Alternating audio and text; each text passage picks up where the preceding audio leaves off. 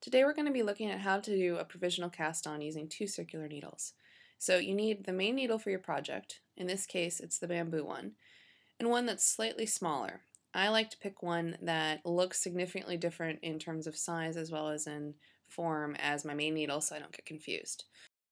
So it starts off with a slip knot. You put this right onto your main needle, here the bamboo one.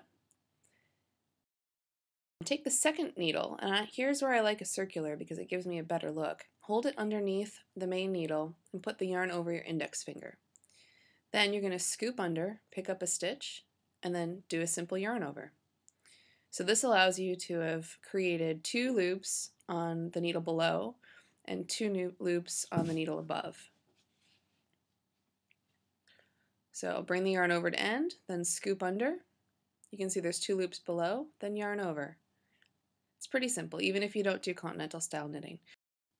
So by doing this, you've actually wrapped two loops around the bottom and two around the top needle. And the yarn is actually wrapped around both needles at one point. You can see here how it goes kind of funny looking around both. This will work, don't worry about it. So when you go to knit off your main needle, it's just like normal. Stick your needle through the front of the stitch and just knit. There's no twisted stitches. When you get to the provisional stitches, however, it's a little bit more complicated. So you need to slide all the stitches along to the end of your smaller needle. Again, this should be much smaller, so you're not going to actually use this to knit your project. And then knit it onto your main needle. But look at this, every other stitch is going to be on the needle backwards. So you'll need to compensate by knitting through the back of those loops. And you can see because it'll feel a little bit too tight if you try to knit the front the normal way. So what I like about this cast on is that it makes an incredibly even look to it. You can't tell where the provisional cast on started, and it makes your knitting look really professional.